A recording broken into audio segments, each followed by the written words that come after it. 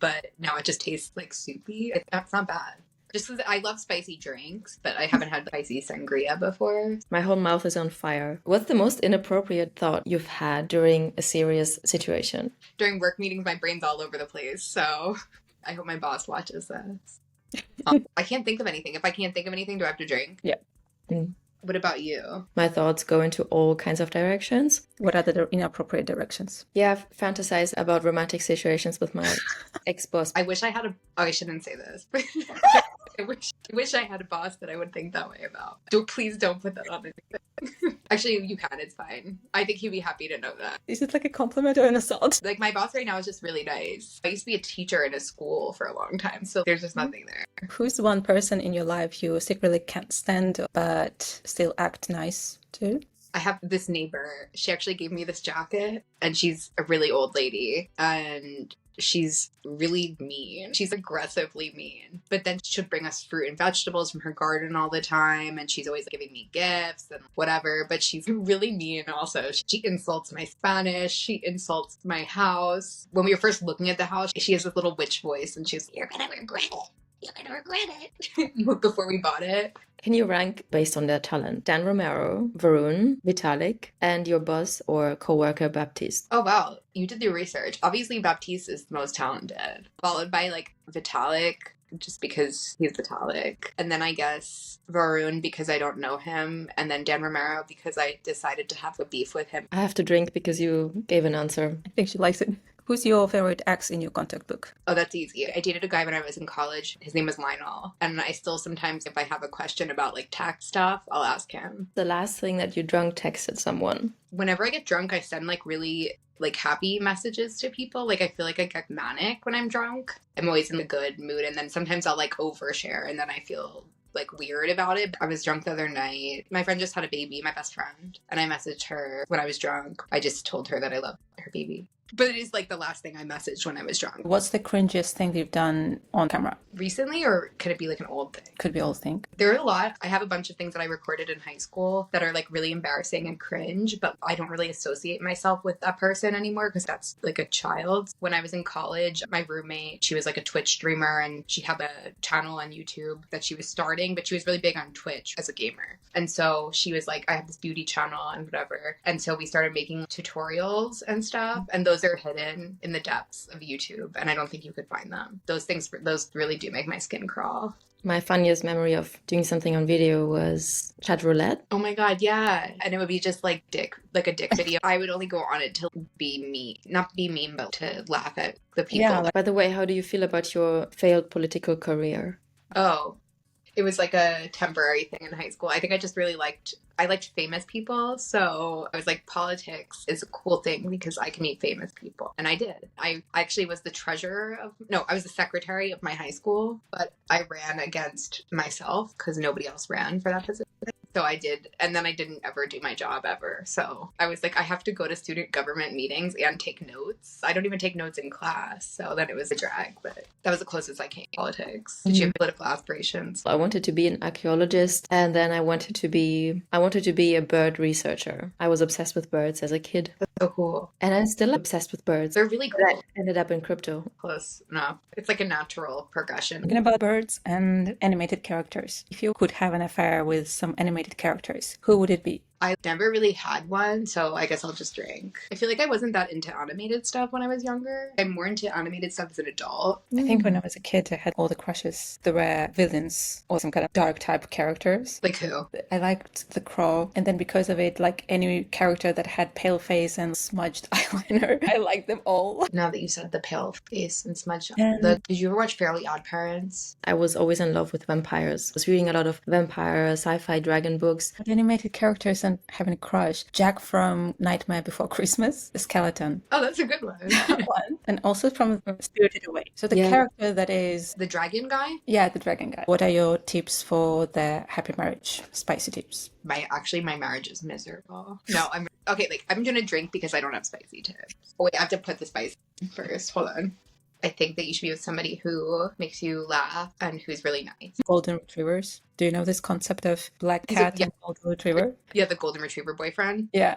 Yeah, that's what I was going to say. I would describe that as the ideal type of person to be with. Nothing to prove, no ego issues. Yeah, no ego Yeah, issue. potentially. You saw Iris Apfel a few years ago, right? It was like 10 years ago. I was in New York and I saw her, but I didn't know who she was. That old lady looks awesome. The fashion piece of your dreams that you're maybe too scared or too shy to wear outside on a regular day. What is that? I have this one top that I think looks really good. It's like one of those, it's like a body scan kind of thing. So I have one of those and it's like mesh. I think it looks really good, but you could see like my nipples and everything. And I feel like I can't wear it anywhere except like maybe Pride or something. So I haven't worn it. Bam, your outfit for Farcon. Yeah. If you were one day the marketing team for Farcaster, what would you do? Just in general, I feel like being more fun would be cool. Maybe make videos part of the strategy more. I think Dan Romero he should just take himself less seriously and make more stupid content. That's what he needs to do. Dress up as swampnet for a day and then take a video of that. He could, because I did dress up as him. What makes you embarrassed? Being cringe, I feel like there's always a fine line between funny and cringe on the internet. And even when I do something and I know I'm like, this is cringe, and I just do it anyway because I do it for engagement and stuff. But usually a day after, I don't find it funny anymore. Or it's by the day after, it's already passed from being almost cringe to being fully cringe. Okay, what would be embarrassing is like when I try to be funny and then I miss the mark. Yeah, and nobody's laughing. Nobody's laughing. Or like when I post something and nobody responds to it or likes it or anything, and I'm just like, I don't know if this just got lost in the algorithm or whatever, so then I just delete it. But then I always feel like I shouldn't have deleted it. If I post it, I should stand by my content. I think overthinking is like the thing that you're not supposed to do on social. Like, I guess all content could be good content. I have a blessing. I'm forgetting what I'm posting. I'm posting, I'm closing the app, and then I'm coming back, and if there is a reaction, I'm like, to what? Rate from the list to the most cringiest things. 2K culture, maxis, and cabals. For me, the cringiest thing is the maxis. The fine line between funny and cringe is crossed a lot in crypto, I think. I like Y2K stuff, but I'm going to say last because I don't like when people do Y2K and it's not actually Y2K. It's nobody dressed like that in Y2K because everybody dressed. I think like Y2K is more like, do you remember Ashley Tisdale? Ashley Tisdale red carpet. That's like what Y2K really was. So like all of these cute little over another top. Okay, so I think maybe cabals as 2 and then Y2K as 3 because I think Y2K culture in itself I don't think it's cringe, but I think the reimagining of it as being something a lot cuter than it was is a little cringe. But I should admit that even back then I hated it, to be honest. There is some stereotypes about Americans in Europe. What are those stereotypes that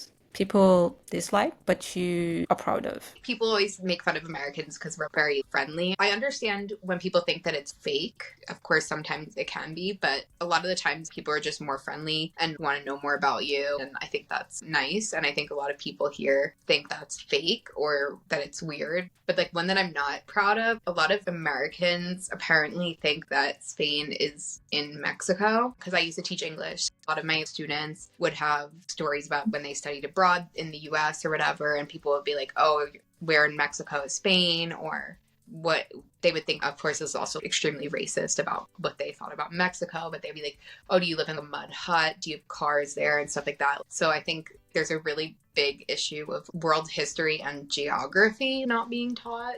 But I always knew that Spain was not in Mexico. Shout out to my education. Do you believe in aliens? I don't not believe in them. I'm just like, please come and get us. Things aren't that great here anymore. Aliens probably exist. And I think that we don't know who they are because they're just not interested in us. And I think that's sad. I don't know if there's some type of microorganism or if they're like fully fledged. I do believe in aliens because I am one. To explain myself then, you're... Out of this world. If you were locked in the unlonely thing, what would be your strategy to win over other participants? I think making it a reality show and having it be more competitive and like somebody always has to start problems. I would have to figure out how to start problems. If Vitalik followed you today, what would you change? How would you feel? I would make more Vitalik content. He did a little choreographed dance and song routine to the Doraemon theme song at the last DevCon. His team picked random people to do it with him. And so now that I know that he likes Doraemon, I would start watching Doraemon. And then I would try to come up with some Doraemon related content for him. I'm not going to get that deep into his mathematical proofs and stuff. So we have to find common ground somewhere. And I think cartoons could be it. What makes you happy? I think I'm always happiest when other people around me are happy because I'm an empath. No, but because I think we all have to win together. But I love traveling and like seeing new places and making new friends. And also like on a more basic level, I love when my dogs fight with each other because they're so tiny and they just look so stupid and they just little dumb noises. They're so clumsy and one of them like will fall off the bed or whatever they're doing. Kiss, Marry, Kill. You're going on a date with Vitalik at a cat cafe. So like cats running around and you can pet the cats. He's wearing nothing but Mujang boxers. The second one is you are performing live at Farcon. You're rapping Denial is a River, wearing dungarees and a pink jumper on stage. And the third one is you're wearing that famous mesh top that you love so much. And you give a talk about growth strategies on Farcaster at DevCon. Kill to the last one just because that's, yeah. And I don't want to kiss Vitalik, so I would say marry to that one. And then what was the other one? Live performance. Denial is a River. Yeah, okay, that I'll put.